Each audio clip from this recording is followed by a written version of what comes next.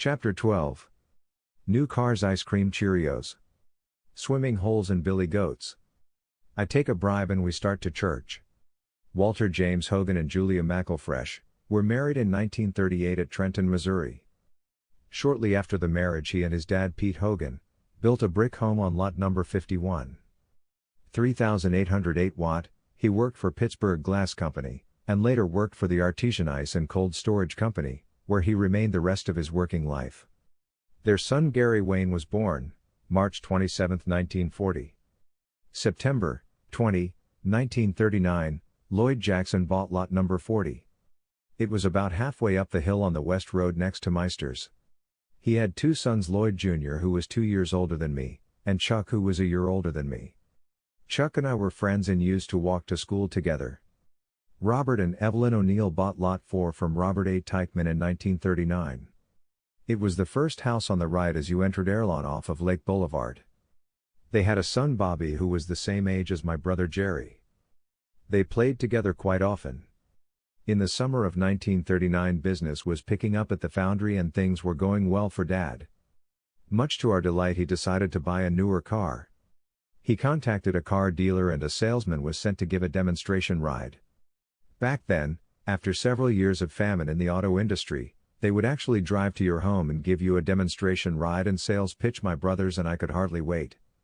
I sat at the window looking down the hill, so that I could be the first to see our new car came up the road. This was a major event back then. Soon a beautiful shiny new 1935 Oldsmobile drove into our driveway. The salesman put Dad into the front seat beside him and us boys in the back. I will always remember that ride. I had never seen a car with a radio in it, and this one had a fine radio. He drove us down the boulevard to the south side, and through Hyde Park. The salesman was giving his best sales pitch all during the ride, and we just knew that no one would be dumb enough to pass up such a beautiful car, and especially one with a radio. Finally the salesman asked for the sale, and guess what? Dad said, "Nope, I want to think it over some more." To say that we were disappointed would be a gross understatement. How could he possibly let this one slip through his fingers? The salesman drove us home and gave one final pitch before retreating in defeat. Our dreams of becoming the envy of EARL was shattered. About a month later, our hopes once again soared to the sky when we learned that the car salesman was coming to show us another car. I sat at the window looking down the road. When he pulled into our driveway, we were ecstatic. It was the most beautiful car we had ever seen. It was a newer one than that old 1935. It was a shiny light green 1936 Oldsmobile. And it had a radio. He took us for another ride, a repeat of the previous one. And he gave Dad basically the same sales pitch. This time when he asked for the order, Dad said, "I believe we'll take it." We were speechless, we were euphoric, we were in heaven. I could hardly wait to tell Nick and Louie, or any other neighbor who would care to listen. Bob, who was turning 15, and Bud, who was not far behind him at 14, could hardly wait to get behind the wheel of this big 8-cylinder beauty. The purchase of our new car started a frenzy of car buying in EARL.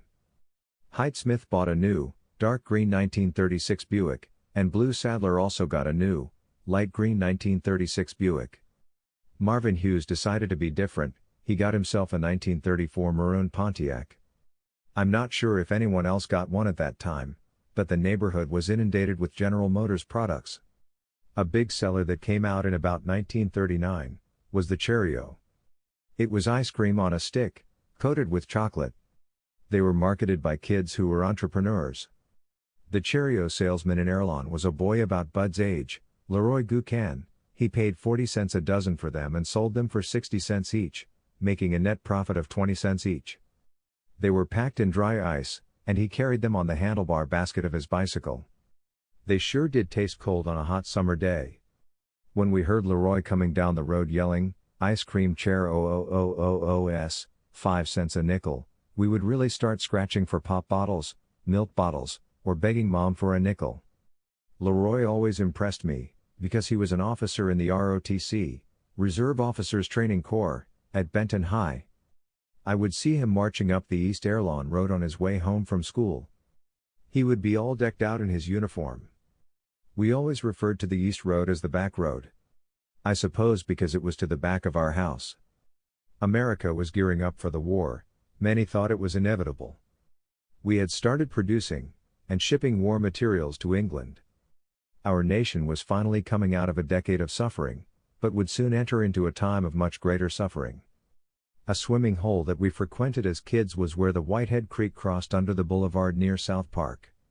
We didn't know at the time that some toilets up the line along Railroad Avenue, now called Empire Lane, may have dumped into it. But that wouldn't have deterred us anyway. The creek flowed under the boulevard, through a concrete tunnel and then dumped into the creek bed, where it created a hole that was pretty deep. Down through the years there had been some drowning in it. It was, without a doubt, the first racially integrated pool in St. Joe. The swimming hole also served as a bath for many a dirty boy. It was strictly for skinny dipping. We would stand on the concrete at the end of the tunnel and use it as our diving platform. It rose about 4 or 5 feet above the water. Our pool was located at the east edge of Sugar Town. I think it went underground somewhere along there, and may have went all the way to the Missouri River in a large storm sewer tube. Sometimes there would be what closely resembled toilet paper or other floating debris, but we paid no attention to these minor details. Somehow Dad acquired a goat, possibly to help keep down the weeds. I had a great deal of fun with that old Billy goat. I tried to harness him up to my cart, but had little success. We found that the longer we had him the more ornery he got. Of course we teased him a lot, and he got to where he would chase us, and we would manage to get to a tree in the yard, and grab a limb and swing up out of harm's way. Occasionally he would nail us before we could reach it, and then we would get a headbutt in the rear. At night he would get loose from his tether and run around in the neighborhood, banging his head against people's houses. When he would do this it made quite a racket. This made Billy somewhat unpopular with the neighbors. Billy had another peculiar habit. On various occasions he would relieve his bladder, and also wash his face in a single operation. He always had a distinctive air about him. One afternoon we were all playing in the front yard and Billy was there mowing the grass. Suddenly we heard a ba ba ba. And here comes old Billy running full throttle up across the yard with Cap, our little fox terrier, bouncing along behind him, with a death grip on poor old Billy's seed pouch. It's no wonder he was carrying on so. Had I been him, I would have been baying also. One morning Dad went to get his car out of the garage to go to work. He found Billy standing in there on top of an old dresser that Dad used for a tool chest. He had left a bushel basket full of shelled popcorn on top of it, and during the night Billy had eaten every grain of it. He was standing there with his belly nearly dragging the dresser top. The next day, Dad sold him for his hide, and got $3. I wasn't too happy about that. Neither was Billy. In 1938, Aunt Lou and Uncle Earl told me that if I started going to Sunday school they would buy me some new dress clothes. At that time they were still living across the street from the Methodist Church in Savannah. Their preacher was Reverend N.J. Moats, who had recently been transferred to the Wesley Methodist, in St. Joe. The church was located at the corner of 11th and Sycamore. Mom started me going there, and soon she and Dad and the rest of the kids were also attending. Bob was 14, and Bud 13, I was 8, Suzanne 3, and Jerry was 2. Dad soon became interested in the church, and was appointed Sunday school superintendent. Bob and Bud started playing softball on the newly organized church team in the City Church League. Some of the boys that played with them, and were in their Sunday school class were Jimmy Herbison, Bob Hutchison, Ale Terry, Gilbert Tyndall, Bob Hammond, Roy Kunkel, Owen Moore, Ray Patton, Marvin Patton, Bill Bales, and Walt Steele. A couple of EARL boys started shortly after the Jarretts. They were Sam Smith and Paul Eaton. My dad Lester Jarrett was the teacher of their class. The kids in my age group were Nick Sadler, Louis Hughes, Roger Jeffers, Junior Hurst, Bob Ketchum, and Dick Heath. There were others, but I can't recall all of them. Some of the girls that were going there were Dorothy, Round, Betty Colburn Brock, the Hurst sisters, Dorothy, and the twins, Winifred, Hammond, and Wilma, and the Collier sisters, Paulette, and Joanne, Still. Joyce McCaig, and her younger brother, Howard Bud McCaig, started a couple of years later. Mrs. Pryor was the primary department superintendent. She was an elderly woman, who had an artificial leg. When Sunday school was over, they would open a line of folding doors that separated the primary department from the sanctuary. We would march into the sanctuary as the piano played a song. I'm not sure, but I think the title of it was, Soldiers of the Cross, and after all of these years, I can still hum the tune. Another ritual performed every Sunday, was when the Sunday school superintendent, Dad, would say, "Do we have any birthdays?" Those with birthdays would stand up, and the superintendent would say, "What do we say for those who have birthdays?" The congregation would reply, with this little verse: "Many happy returns on the day of your birth, and may sunshine and blessings be given, and may the dear Lord prepare you on earth for a beautiful birthday in heaven." I find it amazing that after the passing of so many years I can still recite this. On the evening of November 11, 1938, female vocalist Kate Smith introduced an Irving Berlin song on the radio. It was entitled God Bless America. For the Christmas church program in about 1940, Mom thought it was about time for us to make our stage debut. Jerry and Susie were 4 and 5, and I was 10 when this momentous occasion took place. Susie had a short piece to say, and she practiced it over and over until everyone in the household knew it. Mom taught Jerry a song that she learned as a child, and he practiced it until we all had Poor Little Joe memorized. Mom thought that it was so cute that she had him sing it for anyone that could be coerced into listening. I was to sing a trio with Nick and Louie, entitled I Heard the Bells on Christmas Day. Finally the big night arrived, and Jerry sang his song during the first part of the program, and it went like this: I was strolling one night through New York's gay throngs, I met a poor boy who was singing a song, although he was singing he wanted for bread, although he was smiling he wished himself dead. As usual he performed a superb rendition, and the audience broke into a frenzy of applause. However, Susie's performance went a little awry. This is the way it was supposed to have went. My sewing isn't very good, but mother she won't mind it. Boo ho ho ho ho. And abruptly left the stage. She didn't bother to complete the rest of it. It's not the crooked stitch she'll see, but just the love behind it. The trio's performance was about as bad. When Guda Sadler started playing our accompaniment on piano, and we were supposed to start singing, all three of us looked down at our shoes and started mumbling and moving our lips. But alas, no sounds came forth. It turned out to be a piano solo. So much for our stardom.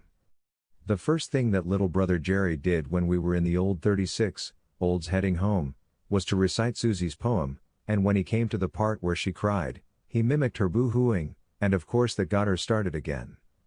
This he continued doing for several days, even after many reprimands from Mom. It was just too good for him to let go of. The song should have been called Poor Little Susie, instead of Poor Little Joe. Once a year, during the hot summer months, they would hold the annual Sunday school picnic at the Hearst place on the east edge of St. Joe. We kids really enjoyed these. We would have gunny sack races, play softball, and several other games, and they always had homemade ice cream and cake.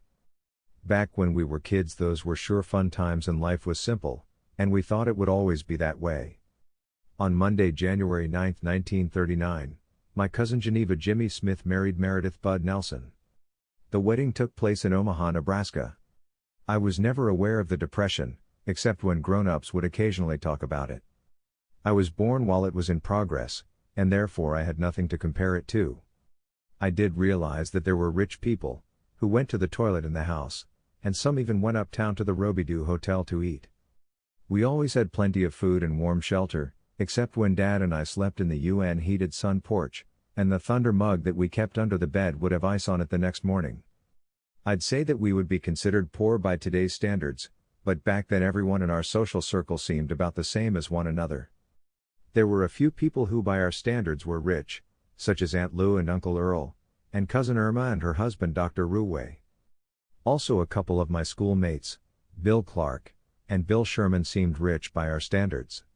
Earl Clark owned Clark's Funeral Home, and Joseph Sherman was the prosecuting attorney of Buchanan County. We always had a big garden, with a large raspberry patch, a grape arbor and some peach, apple, and cherry trees. We had a hen house, with about 24 hens that kept us supplied with plenty of fresh eggs, and we always lacked few fryers, and at least one mean old rooster. I do recall that we ate a lot of soup, navy, beans, usually with ham hocks or pigtails, over a piece of bread and butter, oleo, and sometimes cornbread. Even to this day, it is still one of my favorites. My mother was a great cook, and I married one just like her. Lucky guy. When work got chow at the foundry, Dad would try to find odd jobs that would earn him 50 cents or $1. I can recall when Dad did repair work and painting, for Doc and Irma Ruwe. Irma was my first cousin. And Doc was a dentist. They lived on Noyes Boulevard, a very prominent address back then. Doc played golf at the country club, and in those days no one but the wealthy did that. By our standards, Noyes Boulevard was where the rich folks lived. They also had a new 1938 Hudson, and besides that, they went to the toilet in the house. No one else in EARL could boast of having relatives that lived on Noyes Boulevard, and the Jarrett kids got as much notoriety out of this as they possibly could. Doc and Irma may have came to our house for a visit, but I don't recall it. If they had, I'm sure that the whole neighborhood including myself would have turned out to gawk at their new Hudson, and the Jarretts would have been top dogs, in EARL for a day or so. Today as I drive by that old house where they once lived, it seems very small now. In today's world it would fit into EARL quite nicely, but 60 years ago it seemed very elegant. One of the random jobs that Dad had, was working at the state farm out by Avenue City. They were clearing a field of trees and removing the stumps. He told me that he made $1 a day. The farm was turned into a dairy farm, operated by the State Hospital No. 2 for the insane. The wages paid during the Depression years, seems like a trivial sum compared to today's inflated prices, but the cost of living back then was considerably less than it is today.